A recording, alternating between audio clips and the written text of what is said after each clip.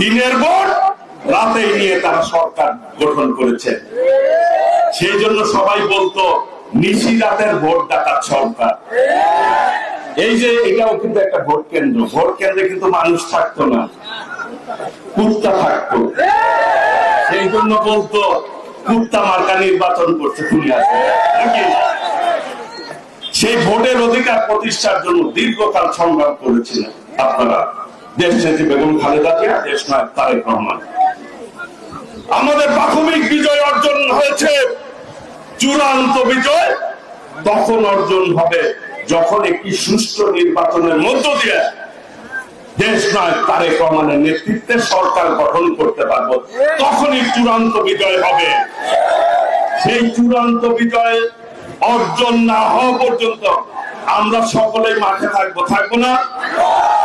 কাজেই এই বিজয়কে নস্যাৎ করার জন্য অনেকেই কিন্তু পায়তারা করছে।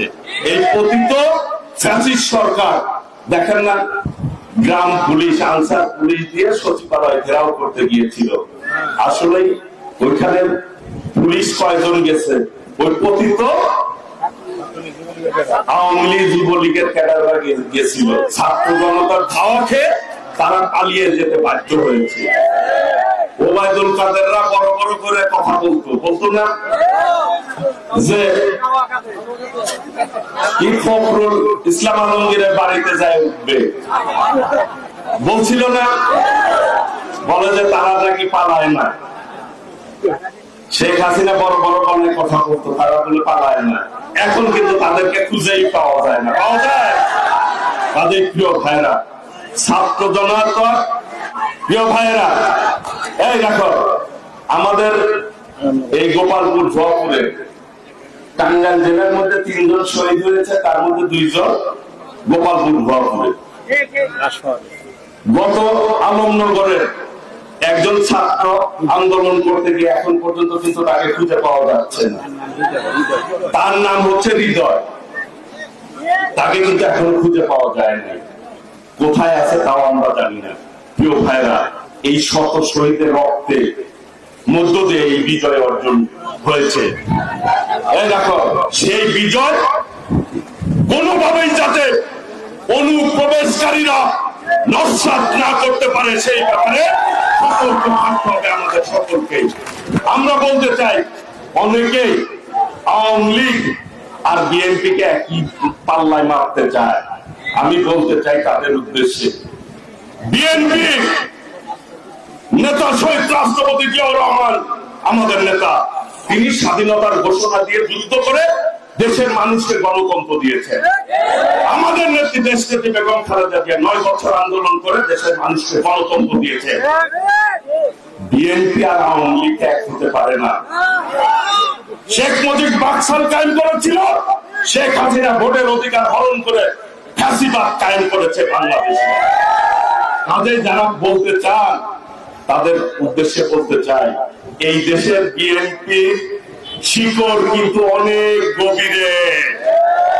মানুষের হৃদয়ে হচ্ছে শহীদ রাষ্ট্রপতি জিয়াউর রহমান, দেশ নেত্রী বেগম খালেদা জিয়া, দেশ নায়ক তারেক রহমানের নাম লেখা রয়েছে। কাজেই বিএনপি গণতন্ত্রের জন্যই লড়াই সংগ্রাম করছে, দেশ নায়ক তারেক রহমান। কাজেই গণতন্ত্র এই দেশে বিএনপি সুসংগঠিত রাখবে, সেই লক্ষ্যে বিএনপি কাজ করে যাচ্ছে। আমি শুধু বলবো, আমরা সহযোগিতার রাজনীতি করি, সহযোগিতার রাজনীতি করি।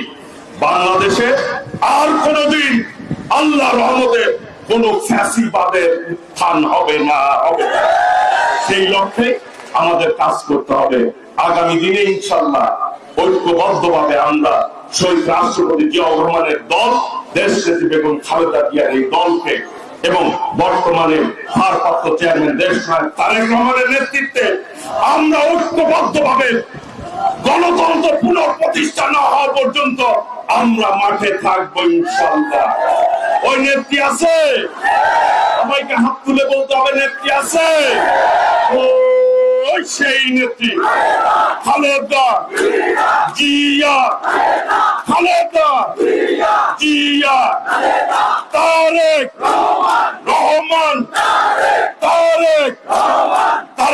রহমান বীরের বেশে আসবে ফিরে বাংলাদেশে স্বাধীনতার ঘোষক দিয়া লাও লাও লাও সালাম বাংলাদেশের অপর নাম স্বাধীনতার অপর নাম গণতন্ত্রের অপর নাম। প্রিয় ভাইরা, বাংলাদেশের স্বাধীনতার পক্ষের শক্তি বিএনপি, গণতন্ত্রের পক্ষের শক্তি বিএনপি।